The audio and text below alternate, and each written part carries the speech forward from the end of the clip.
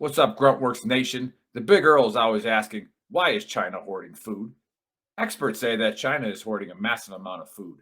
They will soon have over two-thirds of the globe's corn reserves, over half of its rice, and over half of its wheat. But when asked about it, China lies. One China expert says they, of course, will never admit to something like that. Well, what does China know that we don't? When it comes to global food shortages, China is the canary in the coal mine. You see, China is the world's #1 food importer. They rely on the rest of the world to keep their people fed. So they can't afford to mess up, or there will be riots, civil panic, or even worse, when over 1 billion people can't eat. What does this mean for Americans like you and me?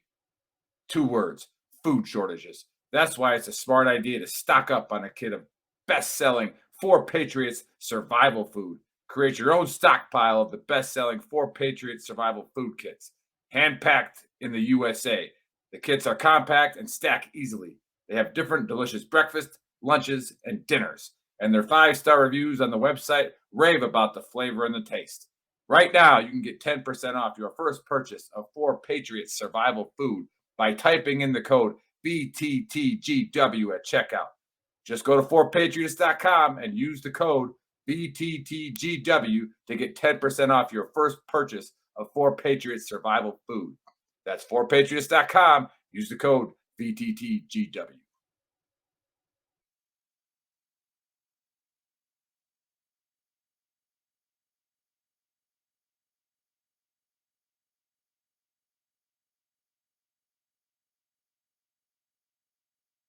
Hey, what's up, trash talkers? Listen, it's impossible to fight, okay, if you don't know what you're fighting for. Does that make sense? Like, if you're in the dumps and you're struggling with mental health, things of that nature, it's going to continue tearing you down, all right? Because you're consistently trying to fight something, which is that demon, which is usually something from the past, right? Maybe that why needs to be fighting for your future. Let that be your why. Get the hell up and start fighting for your future. Stop fighting things that happened in the past. Easier said than done, right? Go seek help.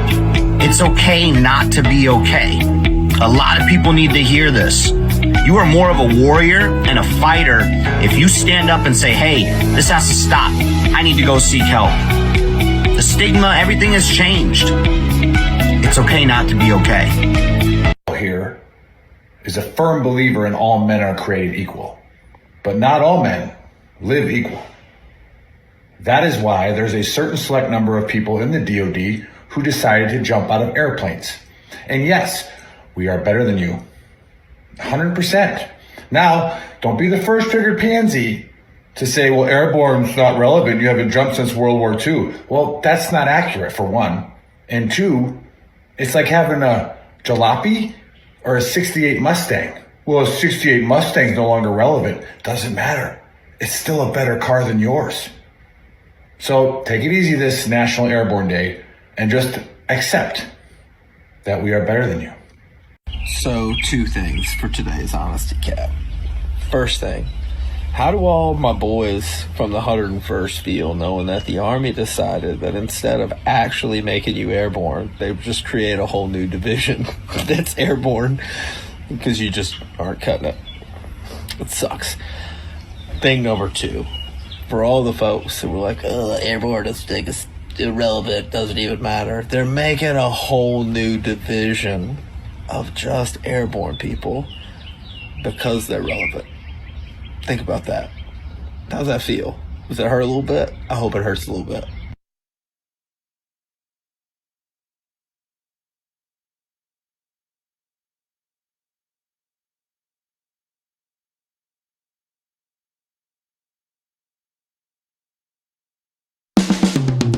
This is the Veteran Trash Talk Hour, hosted by Nick, Dave, and Buddy. Real warriors making fun of other real warriors. Try to not get triggered.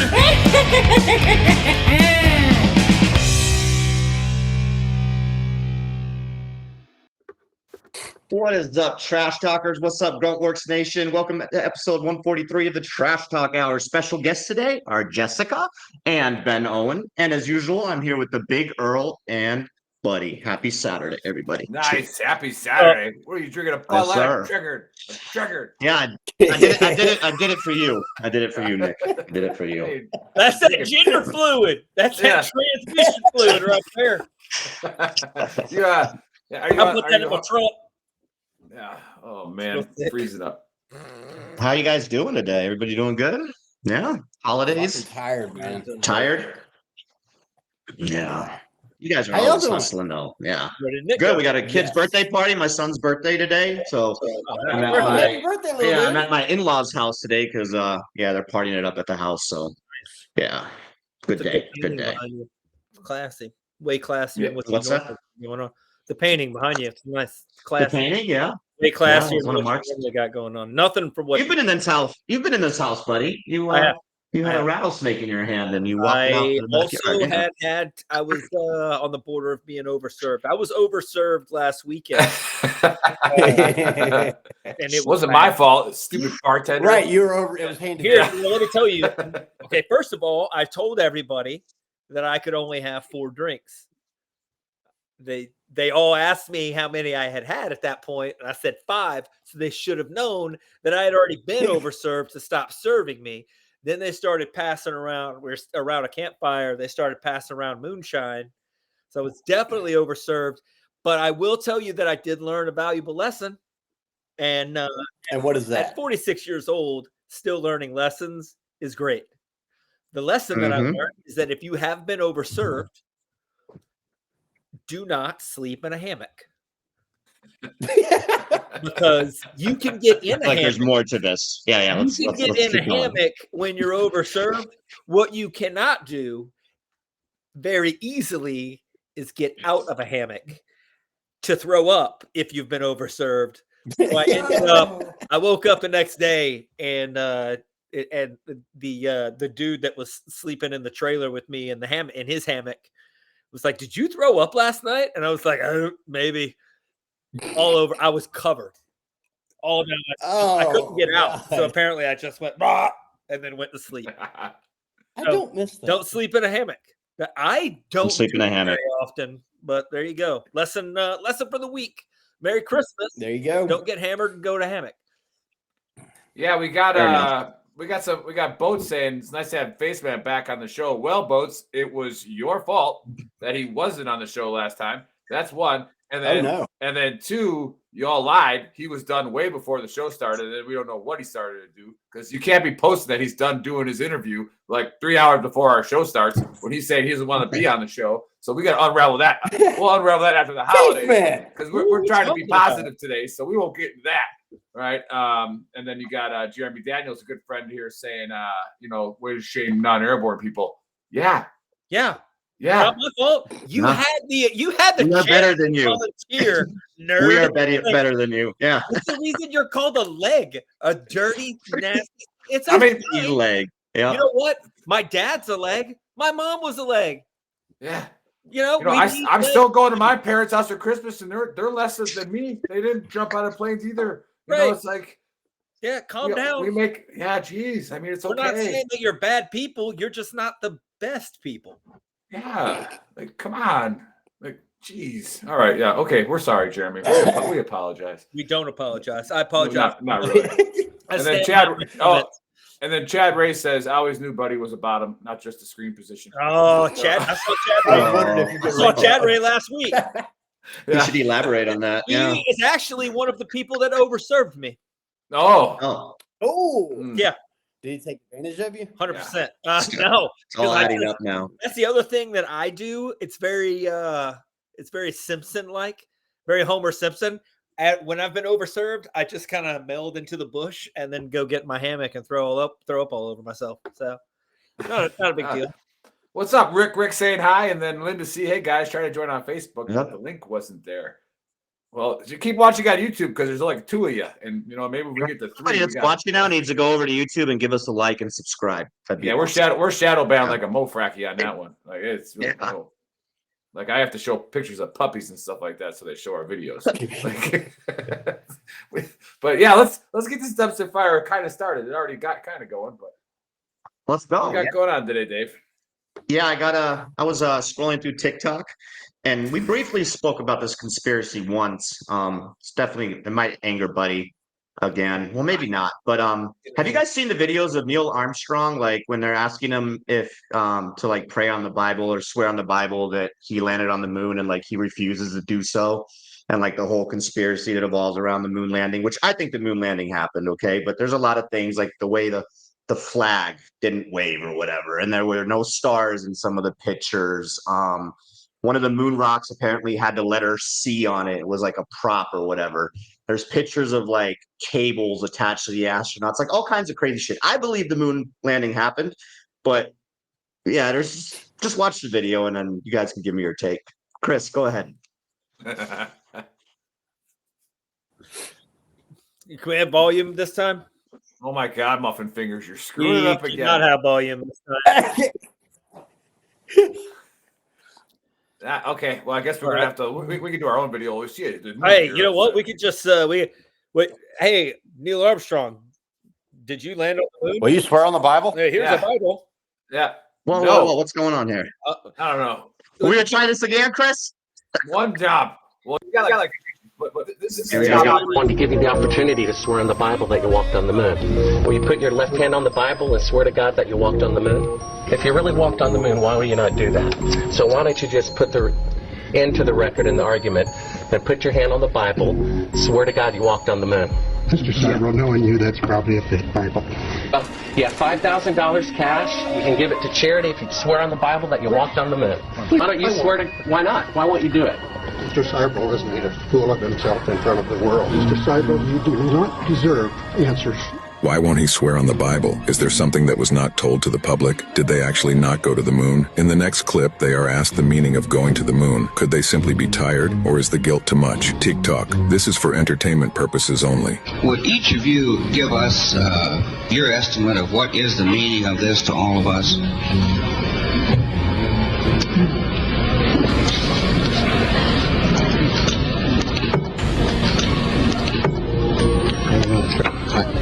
I believe that what this country set out to do was something that was going to be done sooner or later, whether we set a specific goal or not.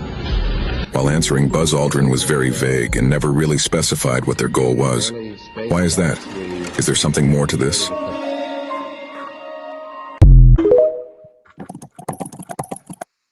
Man, I'm digging the loonies on that one. You know, like yeah. Good song for that. Good. Dun, dun, dun, dun, dun.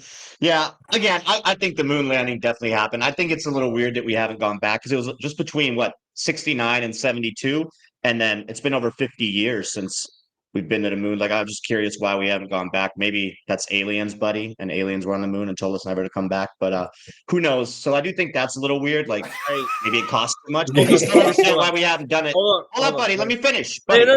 You just asked me a question, so I want to answer your question real quick. Yeah, go ahead. Yeah. Go ahead. I went to a store once about 30 years ago. It didn't have anything I wanted. Guess where I've never been? Back to that store. There's nothing on the fucking moon that we need. Well, there's nothing. We just did it. We just did it to do it, to prove we could do it. That's it. Well, it was a race against the Russians. We definitely needed that. We needed that superiority back then. There's no movie theater. There's no mall. There's no Walmart. Why the fuck do we need to go to the moon? Yeah. No reason. Well, supposedly we're going back in like 3 years. NASA's already planning that. Now we're trying to go to Mars to prove that we can do it.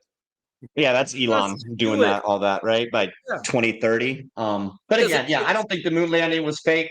I just don't believe that. I think it actually happened. So, but there are a lot of people that I know personally that 100% believe it was fake. And like, there are some pictures. I saw Joe Rogan talking about it. There is this crazy picture where there's like cables hooked up to them, like, and they're like, I don't know. It was like Stanley Kubrick, like the movie guy, supposedly did it for them. Like it was all staged, and I don't know, man. I believe the moon landing happened. Okay, so I'm not going down that rabbit hole. Like Jeremy says, it's a real estate grab. Yeah. Right. You know why I'm cheap, boys? Ben, Jessica, what is your take? Did the moon landing happen? Is there anything to that? Like, what's going on? Is there a conspiracy?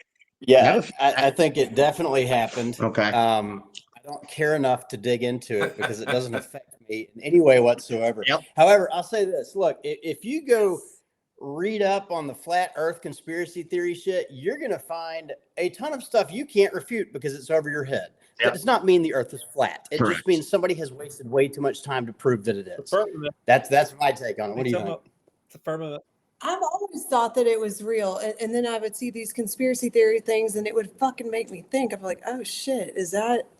And I saw a video where he actually punched somebody in the fucking face. I've seen that too. I think it was Buzz Aldrin. I don't know if it was Neil. Yeah, He I've punched seen the dude in the face. Yeah. Fuck around and find out, bro. That dude's an astronaut.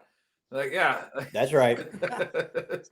But I mean, at the end of the day, who cares? Yeah. Like, Yeah. it's like Buddy said, there's nothing on the moon that we need. Why waste the time, money, and energy going back or arguing about it? Right. We got Fair nothing enough. else better to do. Yeah. Buddy, what's your take? Got enough weed for this I combo. have so many takes. Take number one. We did it so that we could prove that we can do it. Just the same reason. Superiority over the Russians. That was like it was a space race. The same reason people climb Mount Everest. It's not because just to fucking do it. It's just to do it, to prove that you can do it, and that you're better. Just the same exact reason we're airborne and other people aren't. Just to prove we could do it. All right, just a full circle that going back. Second thing, if the moon landing was faked, if it was, what does that change in your everyday life? Nothing. Not a fucking thing. Zero things change. So who fucking cares? Now you get to sit on your back porch going, I knew it. I knew it. Yeah. Nothing changes, but like that, I think it definitely, again, I believe that it happened as well, but I think it would change. Perception could change, man. If like people have been lied to, like we know that the government does lie about stuff, right? But now, like at a much bigger scale with something like this, I think that could change perception a little bit for people that are. Go back. Like, you don't think that would cause any? A government lies about what on a bigger scale than the people involved with the moon landing? What do you mean? Say again? I mean, what do you mean that there's something that's a bigger? Can you think of a bigger conspiracy than faking a moon landing, considering the hundreds of thousands of people involved with the moon landing and keeping them from going, yeah, no, we didn't even do that. We never did that. But that's all. Go ahead. From the people that built the spaceships to the people that fueled them, fired them, and the thousands of people around that watched them fly into the atmosphere. That right there is the main reason I know that it happened, because you can't keep that many people quiet. Somebody just mentioned MK Ultra. Even the dirtiest stuff that our government does comes out because you can't keep that many people quiet about something that big. Everybody has to be like, oh, I know something. Especially when they come to like their end of life and they're like, well, I'm going to let everybody know. Here's my deathbed confession.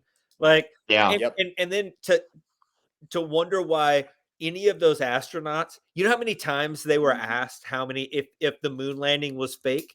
So the 1,000th time you're asked, a total of 12 of them between all the Apollo missions that went to the moon. I think it was a total of 12. The exact same time you're asked the same exact question, the 1,000th time. Yeah, it gets annoying, I'm sure. And some dickhead wants to bring in, first of all, swear on the Bible. So you want me to swear on a Bible? Like that's something that we did. Like, if I'm willing to lie to thousands and thousands of people, you think that swearing on a book is gonna change that? Like, whoa. Yeah, but why not take like when he was like, here's $5,000, like just donate it to somebody, and he wouldn't even do that. Like, I promise I'm telling the truth on my kids, homie, on my kids. And you're like, because if he takes the money, now he's dirty no matter what he says. Yeah, you're like, motherfucker, you don't even pay child support. What are you talking about on your kids? Like, you don't care? You don't care about your kids? Like, how do you know he doesn't have child support payments? So if you give him that $5,000 on TV, he's like, shit, there goes half of it. Brian said he saw it on TV. Here's $5,000. $5,000 to an astronaut that went to the moon? What? What the fuck are you talking about, dude? It wasn't for him though. The guy said specifically, and again, like I believe the moon landing happened, right? But he said specifically in the video, like donate it to charity, give it to charity. Like if somebody came up to you and said, "Hey, swear on this book, and like here's $5,000, you can just give it to a charity," why not do it? Like what? why not? Like, why? Why? Why Well, not? I think it goes back to what Buddy said. He's Why been asked continue to to do weird shit like pander that to these 1,000 people? Yeah. Because here's the thing: if he had sworn on the Bible and taken the $5,000, it wouldn't Right. have been enough. Another dude would have been like, "Well, swear on your like this fucking It just would have continued. Yeah. swear on this dried up foreskin. Do that. Swear on this that it happened." Like, at the end of the day, it comes to a point like I'm not going to even answer. I'm not going to even talk about it, let alone answer your question, because it doesn't matter what I say. Well, you kind of did talk about it for a while. Yeah. So. Anyway, Nick, what's your take on all this? Yeah. So again, well, you'd have somebody said, "What is the VTT YouTube channel?" Just go to YouTube and type in Veteran Trash Talk. It should pop up there. Then we can have 3 people watching on YouTube. That'd be legit. But anyways, and subscribe and smash that like button. Yeah. Yeah. That's how you so, say it, right? Again, to the people watching for the first time, we start the show out like this to bring back the old barracks talk feeling where we have no idea what we're talking about, but somehow we're all experts. Right. And, it's just what we do. So accurate. I know the description of the show said we're going to, end the year on a positive vibe, a bunch of positive stories. Don't worry, those are coming. However, I do have to go more of the, educated side on this discussion, more of the, the research that I've done throughout my life, study of history, is that there was an old wise man by the name of Anthony, I believe it's pronounced Kiadias of the Chili Pepper Clan, back in the 1600s. He wrote a very long time ago that it was made in a Hollywood basement. I mean, before we even knew what Hollywood was. So I'm going to side with the Red Hot Chili Peppers here and say that it was fake. So it was made, yeah, for sure. Wow. But okay. No, yeah, that's a first. No. I actually had no idea, but it's a great plug for our sponsor, because if you do believe that it was fake, 4 Patriots is for you, right? Like, go get all that food and bury it in your backyard. Because when it comes out that it was fake, you're going to need that extra food. You are. It's going to be a big deal. To be fair, you're going to need that generator. If you believe that it was real, 4 Patriot is for you. Right, because if we're launching rockets, the government's too powerful. So 4 Patriots works for everybody. All right. Everybody. So just go get it. You know what? Because you know what crosses lines of Democrat and Republic, liberal and conservative? Hungry. The need to eat hungry. food. You know how how little people care about politics and religion when they just want a bowl of rice? It's a lot. It's a lot. Yeah. A lot. Yeah. Facts. Well, all right. You get yourself a couple cases of 4 Patriot and the world comes crashing down. You could find yourself being as popular as Donald Trump. Yes. So if you want to be as popular as Donald Trump, buy 4 Patriot. Yes. Okay, Chris, make sure you clip that one. That's going to be that's the one that we that's a humdinger right there. There we go. Yeah, and again, we talked about this pre-show, and we, I invited Ben, and he's always brought his better half on, which is awesome. And we'll get to Buddy's story first. But I just wanted for the people watching is, the holidays are coming up, and it's a very difficult time for a lot of people, not just veterans, but it hits veterans, pretty hard, especially, if you haven't been home in a while, you're going home, seeing some family, whatever it is, not having family, being isolated, being alone. Financial hardships, just whatever. Yeah, we kind of just want to, share some stories of joy about how this community has come together, and what we've done for good, because there's lots to hang your hat on to, what we can do if we come together. And with social media, like we always say, no veteran should be alone right now. It's pretty easy to get in touch with somebody right away, immediately, especially with all the platforms that we have. But yeah, Buddy. Sure. Yeah, the floor is yours. Well, you said that we wanted to talk about like the good things that we had seen throughout the year that had happened or that had happened. And last weekend, I think everybody, probably not everybody knows because not everybody watches every show, but I live in Clarksville, Tennessee. And last weekend we had a pretty good storm come through. I think it was an F3 tornado that came through and tore up. Went through a couple neighborhoods and did some pretty good damage. And Quinn and I went out on Monday because I didn't get home until Sunday night. So we went out Monday morning and Tuesday to go help do some cleanup and stuff like that.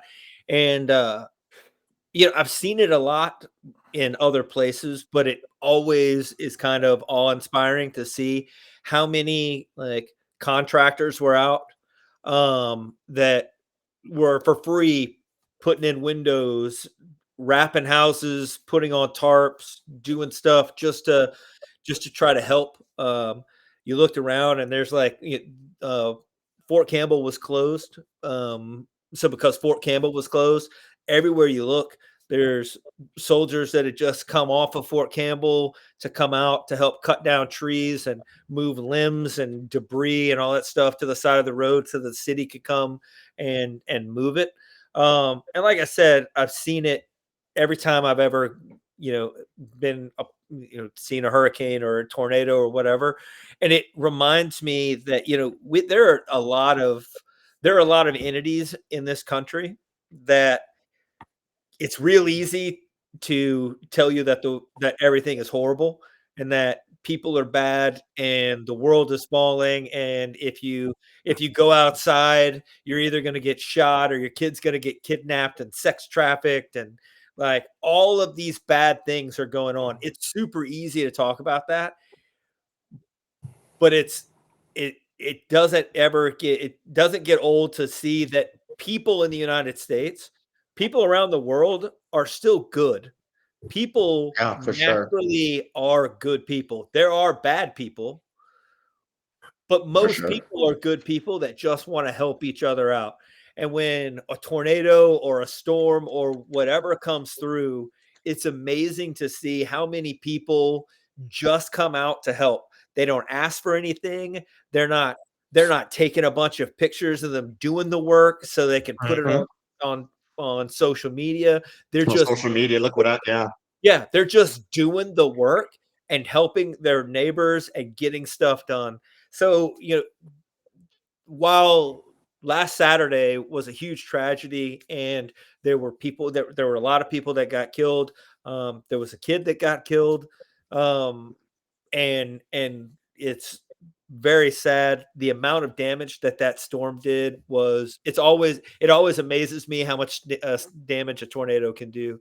But the amount of love and people that were out just trying to help their neighbors out, especially before the holidays, they had so much. There's been such an outpouring of volunteers, such an outpouring of donations and stuff like that they legitimately had to tell people to stop coming out because they were getting work done before insurance adjusters and FEMA. They were already getting stuff cleaned up.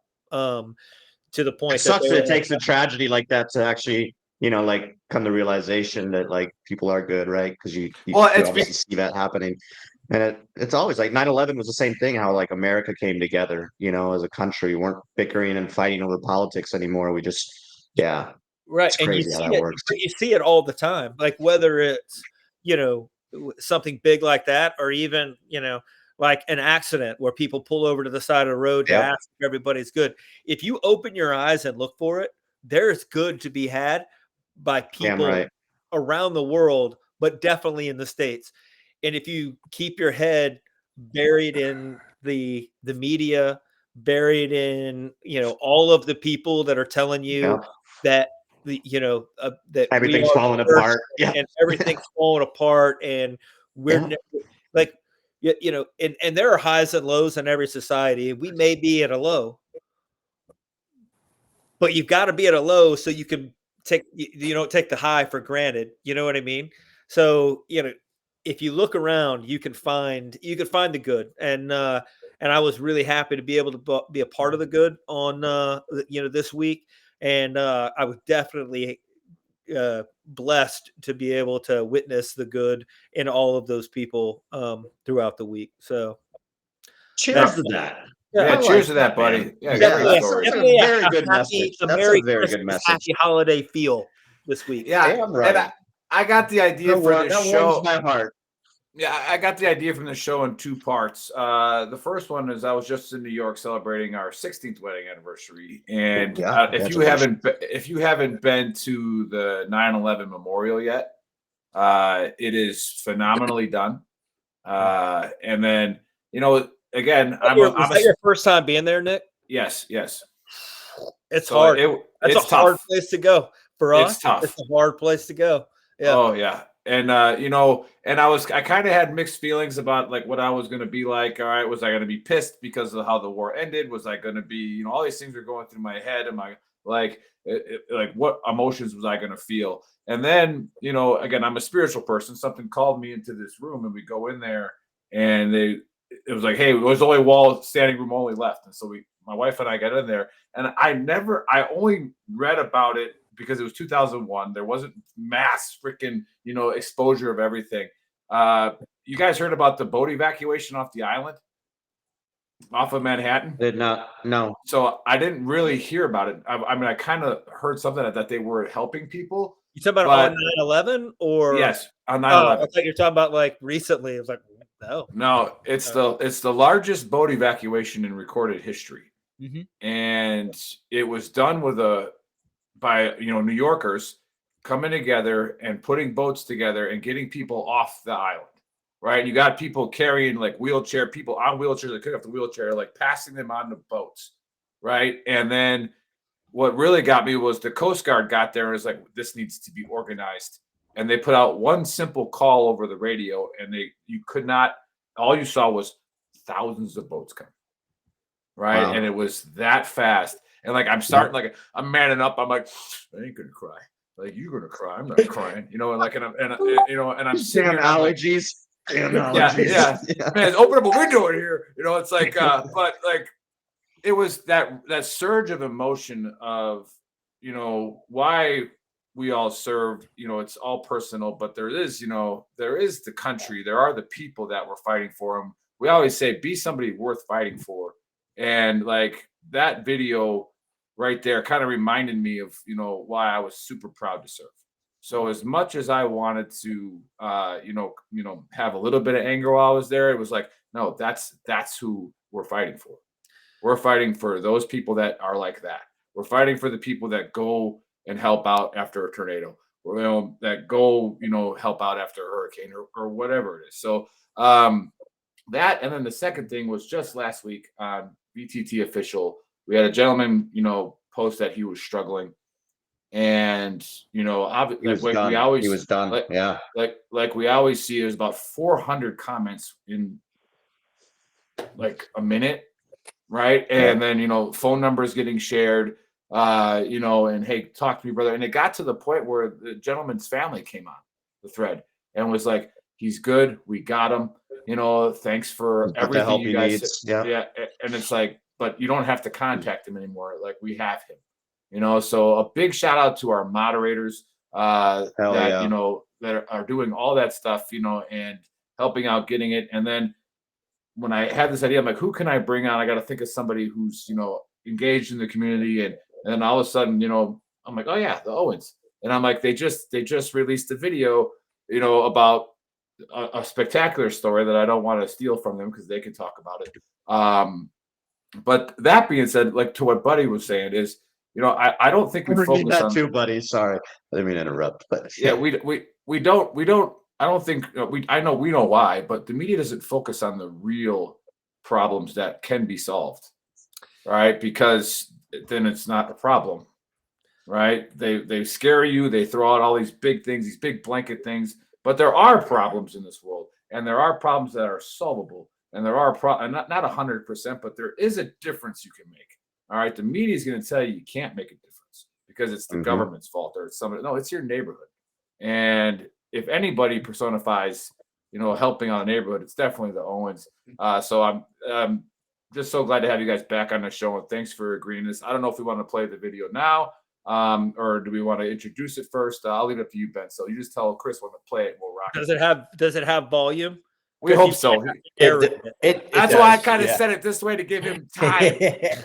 So we're trying to be nice today, buddy. We're trying to be nice today. I'll intro it. So there's a family in this video that had been homeless for 2 years. Without giving too much of the backstory, I'll just give the short version. The dad was murdered. I mean, he straight up died on the operating table. They brought him back, so he is alive and well.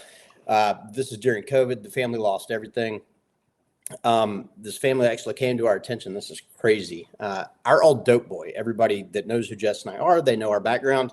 Our old dope boy had seen the work we're doing in South Memphis, and it did something to his heart. And he called us one day and said, "Hey, there is an entire family living in the park."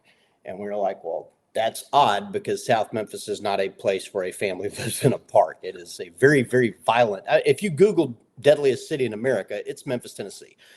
So he calls us and tells us this. He said he had given them money to get into a room at the Ho Motel, the Ho Motel is just a motel that is hourly rate for prostitutes to turn tricks. That's it. So this family with 3 kids, had been put into a Ho Motel. And this was probably July. Something like that, yeah. July, August. It was hot. I know that much. And so we get over there and meet everybody. And like you don't end up homeless by accident in America. I'm just going to be honest. We all talk about homeless vets or homelessness. There's always addiction, alcoholism, mental illness, or all 3 involved. We tackle that addiction and alcoholism side of it because that was our lived experience. And so we get there fully expecting to find an addict, and that's why they're homeless with their kids. And we're going to go play Captain Save-A-Ho and step in and get them into detox and, maybe foster the kids like we've done before. This wasn't that. We meet these people. There's no hard drugs involved in this whatsoever. And it was immediately apparent. Like, we figured that out. So we got a little bit of the backstory. Offered Dad a job out there where we're renovating the old dope houses into sober living. He comes out there. The guy's a worker. And this situation ended up dragging on a whole lot longer than any of us thought it would, for a number of reasons. One was his background made it hard to get a lease. 2, he had a very recent eviction from when he was killed and lost everything. And then 3, trying to save up money for move-in was ridiculous, because this dude was spending $3,200 a month to live in a prostitute motel. Now, for context, because somebody in California, that may not mean anything. That's a lot of money. Right. My ex-wife lives just east of Memphis in a suburb, and her townhome where her 4 kids and a husband live is $1,400 a month. So this dude's paying over twice what she's paying to stay in a home motel. So he can't stack any money. Like, he has fallen onto such hard times that it is literally impossible for him to climb out of this hole without some help. So we reached out to every asset and resource we could find. The state wanted to separate the family. There is nobody in Memphis that would keep the family together and house them, because they want to separate the male from the family. And anyway, without getting into all that, we put a call out on social media, and we were finally able to raise enough money and develop a relationship with a property management company who was willing to look at this family as look at their situation, not just how they look on paper. They look like a dumpster fire on paper. But you know what? 5 years ago, Jess and I were a dumpster fire on paper too. And somebody helped us out. So we were hell bent to help this family out and get them back on their feet. Play the video. We did get them housed. 6 months. What an end. Screw it up.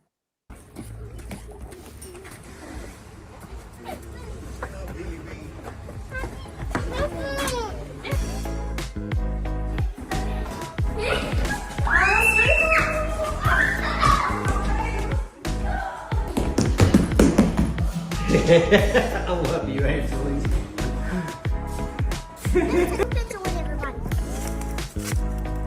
It's a video. You want to come in the house? I do. Yes, we are here. Thank you, Ben. We love you, bro. We love y'all too, guys. I'll see you later today.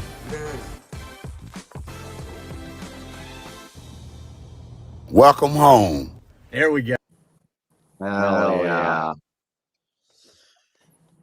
So that was a cool ass story, and here's what's even cooler. That was the second family we housed last week. And all this gets done through grassroots fundraising. It is just the community standing up for each other. I forget who it was. I think it was Nick said, these are our streets, these are our neighborhoods. We cannot rely on governments to fix problems, because, and that's the whole point of our nonprofit, is to remove bureaucracy from these situations. Bureaucracies kill people. I'm just going to call it out, because you're dealing with a situation where you have a family living outside in a very violent area, and there's no quick way to fix that going through the government, through state resources. The other family we housed last week, the state of Tennessee actually reached out to us to help with, because they couldn't find an option for her. State of Tennessee didn't offer us any funding to do it, but that's fine. We fucking got it done. Buddy, you mentioned we may be at a low as a society. I mean, I agree, we are. But another friend of the show, Scott Mann, talks about this all the time. If you look back in history, it has always been at these trust depleted times in our history as a nation where you see this. He calls it the upswing in human capital. I think it was a guy named Roger Putnam maybe wrote a book about it. But look back in like the 1930s, on the heels of the Great Depression, Alcoholics Anonymous was born, Rotary Club, Boy Scouts of America, like all these great social movements that are still here today getting really good deeds done were born at a historic low in our society when there was a lot of division, a lot of hate, a lot of conflict and controversy. And we could spend days talking about why the media pushes what they do. And for a long time, that was me. My entire existence on social media was to stir the pot and poke the bear and blame the other side. And when I ended up homeless myself, something clicked in my head, and I was like, you know what? It's time to, instead of call out the problems, to just fucking go at them and do something about it. And we can all do that. Buddy's example of what just happened in Clarksville is a great one. We worked the tornadoes in Wynne, Arkansas. We had people converge from all over the damn country there. And this is a little podunk town where, very poor, not a lot of resources there. And we saw a lot of people, and ourselves included, bring resources from outside. We did the same thing with Task Force Lahaina and Maui. If you look around, these things are happening all over the place. And I think at the core of a lot of them, you do see veterans. You do see good Americans going globally and doing things. We've got a guy from Flanders Fields right now that is doing demining, humanitarian demining in Ukraine. He's actually training the territorial defense forces over there to do it themselves. Is he working with Ryan? Or is he actually helped Ryan get that stood up. Nice. Yeah. That's awesome. Yeah. Ryan's another he's one been of those. doxxed by the Russians. So the Russians have now called Flanders Fields mercenary terrorists. They've published his. Oh yeah, it's great. I'll send you the screenshots. Yeah, it makes later. sense. They doxed him completely. Yeah. But that's the whole thing. Like, nobody gives a shit. We're gonna go do good stuff wherever we can, whatever skill set we've got. Ben, what the crazy thing that I've seen, again, to me, seeing people, just normal, regular, everyday neighbors helping out neighbors was great. But the thing that it also pointed out, and I think you're making the same point, is that the reaction of regular people to get problems solved at a bargain basement price is so much quicker and cheaper than adding a government bureaucracy to do it. You talk about Alcohol Anonymous, you talk about all of those groups. All of those groups have one thing in common. The government was so much smaller then that regular people were just like, hey, this is a problem. Let's just make this, let's do this. And then the government has tried to take some of those roles on. But when they do that, they have to add all of this list of people that take money away from the actual problem to get paid for, to be the bureaucracy for the problem.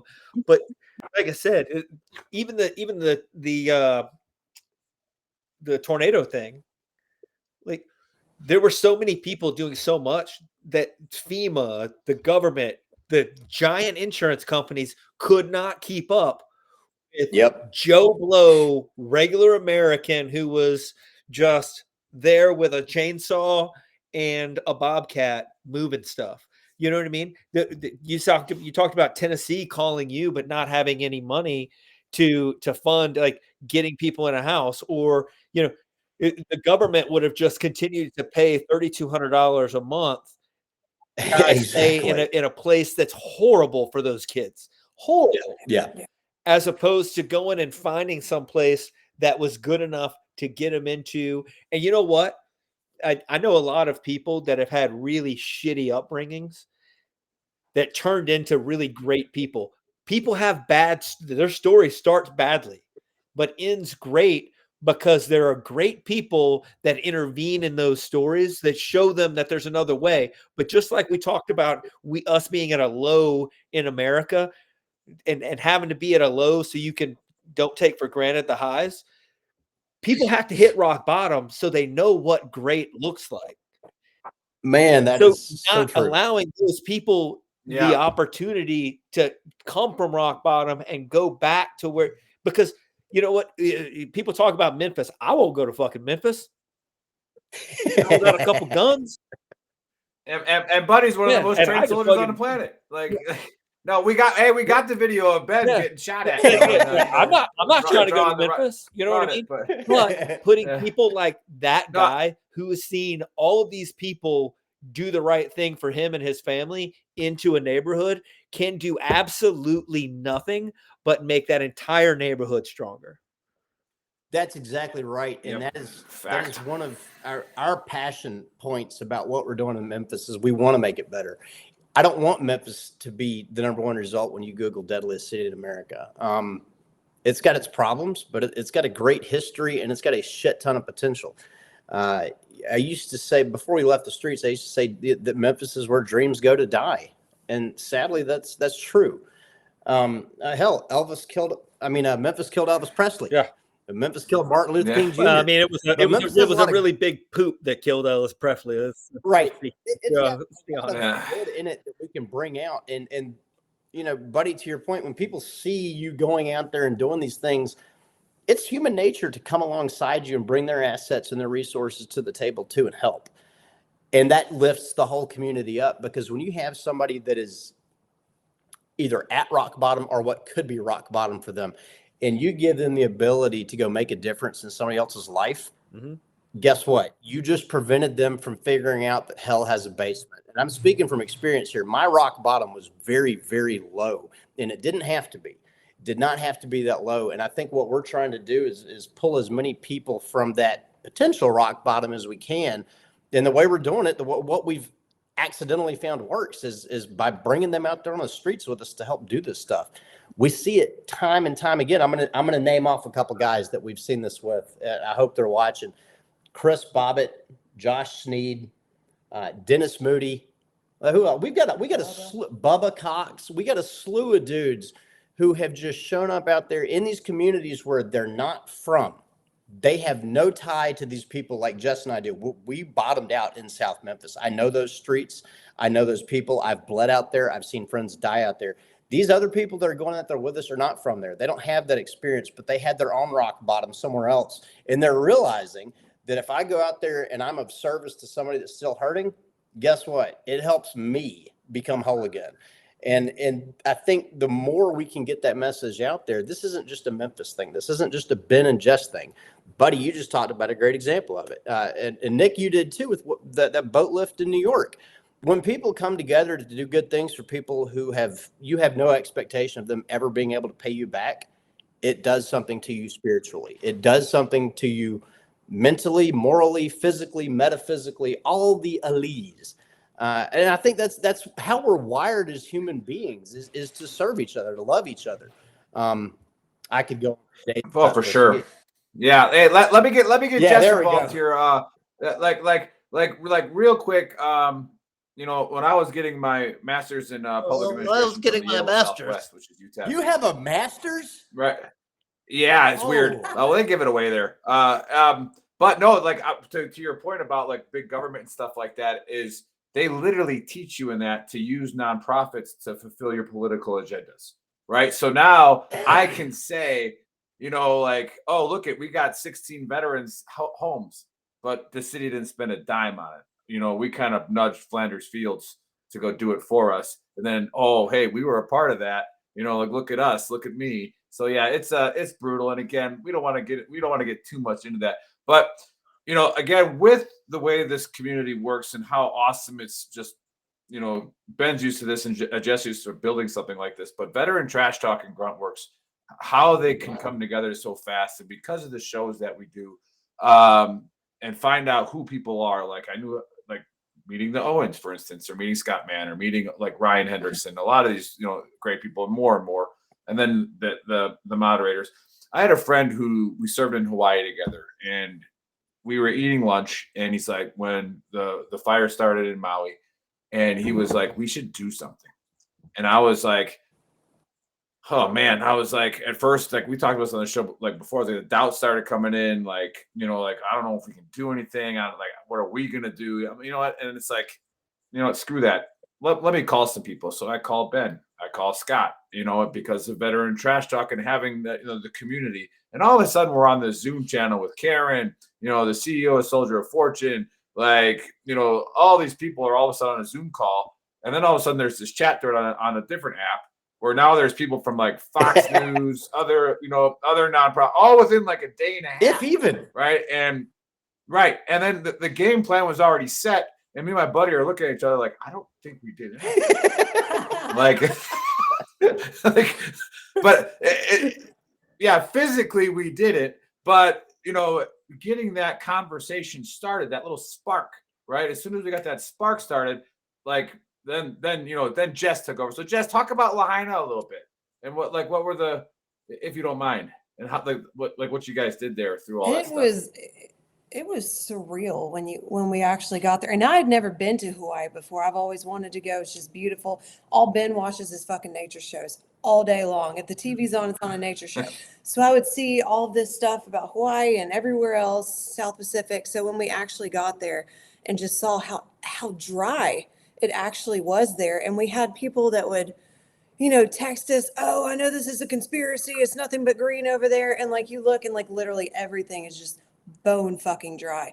And it was, you could easily see how there were fires started. And then we started meeting these people, and it was fucking incredible how much these people, just even if they didn't know each other, they were helping each other. They were helping the kids. They were watching each other's kids. They were helping each other rebuild themselves back up. And it was just, the mentality of that community it's something totally different. If you've never spent time in Hawaii, if you're not familiar with the concept of Ohana, that whole thing we just described about people showing up for each other, that's like bred into them in Hawaii. That's like normal for them out there.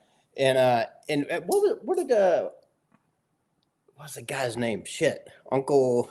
Fuck. What did he say? They call everybody auntie and uncle. He said something to you about Okay, so since it's such a small place, you're going to run in to all of these other people. It's not like in America where like, oh, fuck you, get out of my way, and then you're never going to see them again. So it's okay to say that. It's not, but you know, but in Hawaii, you're going to see these people again. So he said that, you know, people down there treat each other with respect because there is what's the word he said, man?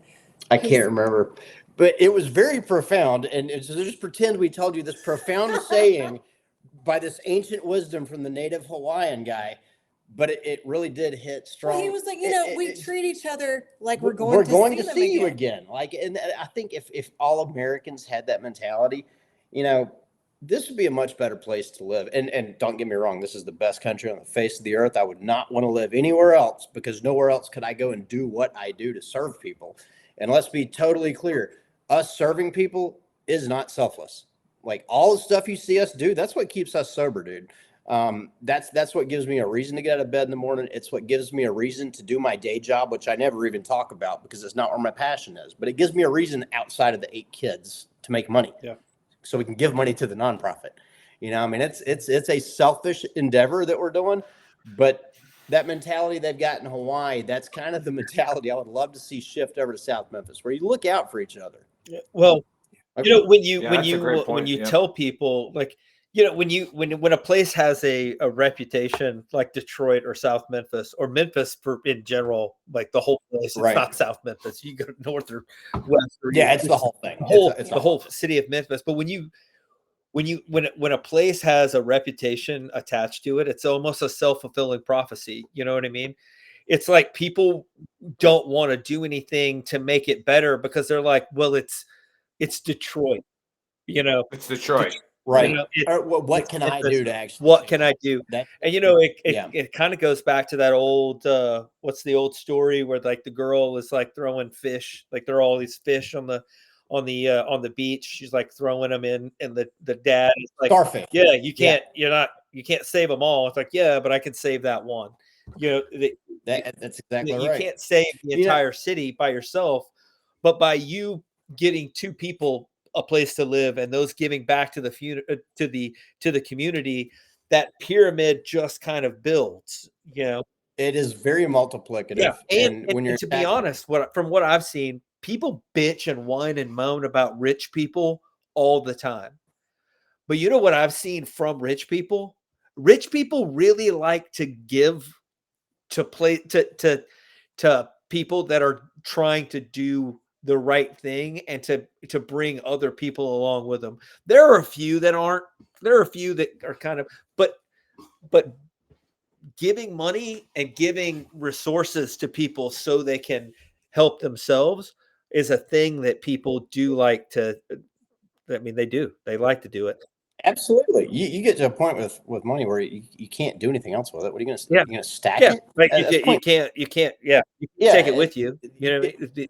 Yeah. So if we've got any incredibly wealthy people watching this, dude, go find somebody in your community that has nothing.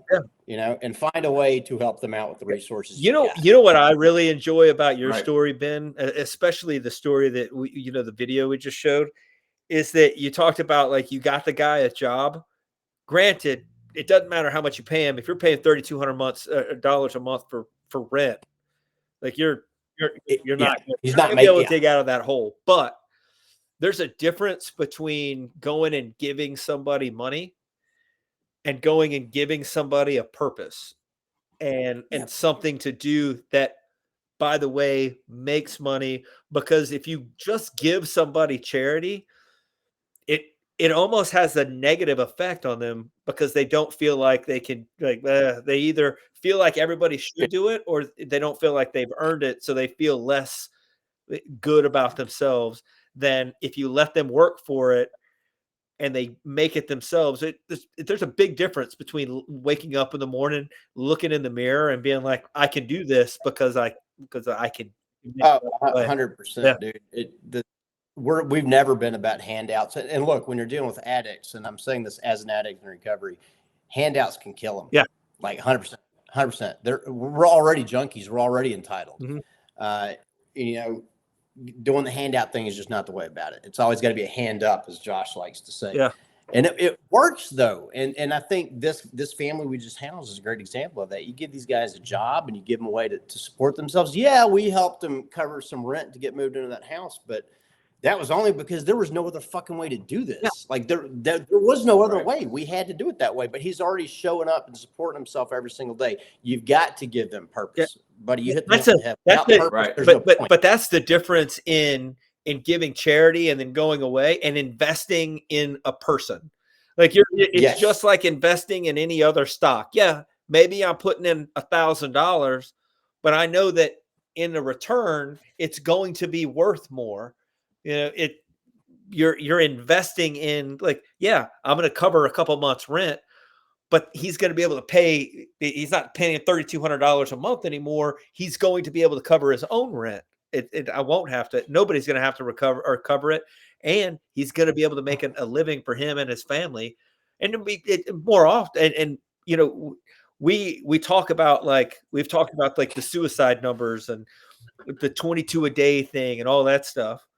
And it's becoming more and more a thing where we talk about even just male mental health and the problem with the problem with male mental health seems to be that we have to be able to find our own purpose and be able to stand up, to look at ourselves in the mirror and be proud of what we see. Absolutely. Yeah. And like, nature is always going to take its course. And, people were not put on this earth to not do anything. Right. So, eventually you're just going to go away because nature has no use for it. And, it might sound bad, but nature's going to win. And like both of you said with that purpose, and, because we're getting towards the top of the hour, and we have this community Ben's community with Ben and Jess community with Flanders Field and We Fight Monsters. They got a new swag line, so go check that out. We'll let them plug that in a second.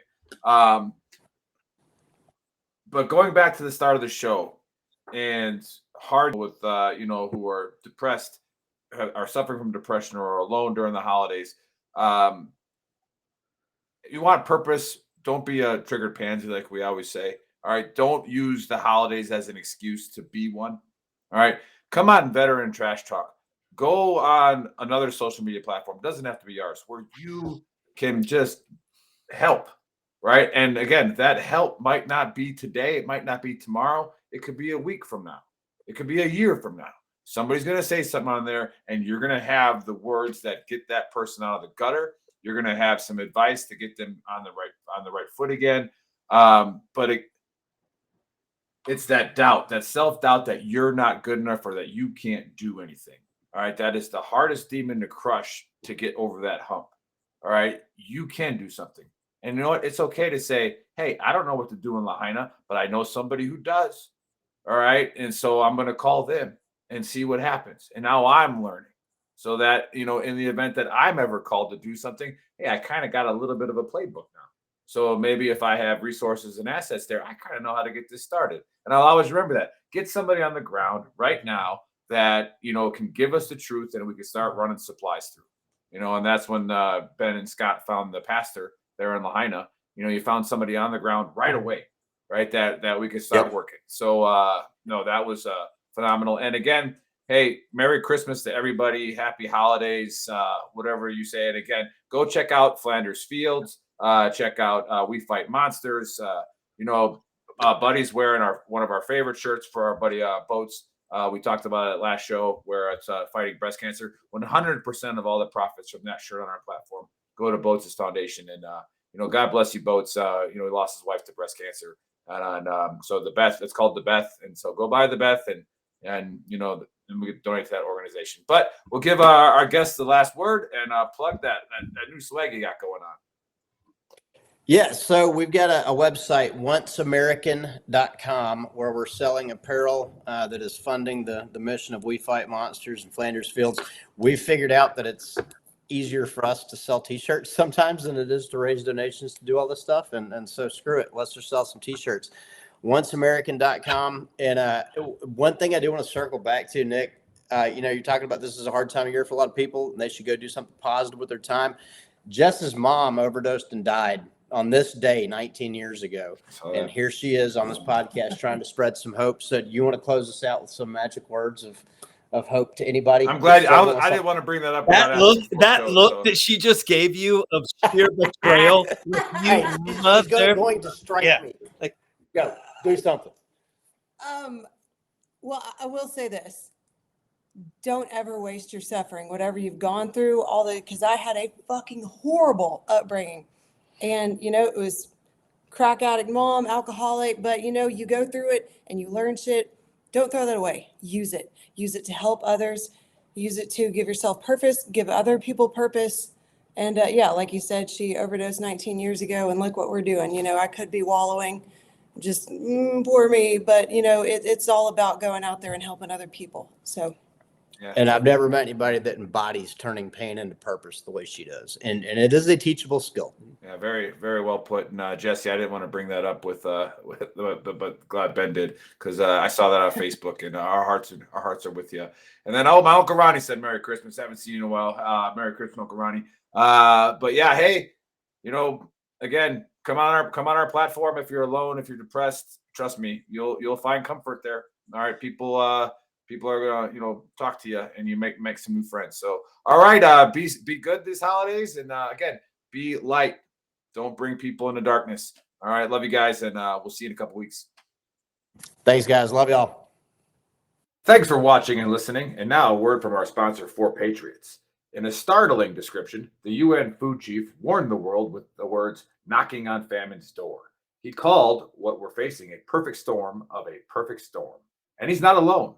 Barron's published that a food shortage could be coming, even in the U.S. Farmers see it too. John Boyd Jr., a fourth-generation farmer, told Fox News that we're going to see empty food shelves in the coming months. That's why getting survival food is more important than ever, now. Create your own stockpile of the best-selling 4 Patriots survival food kits.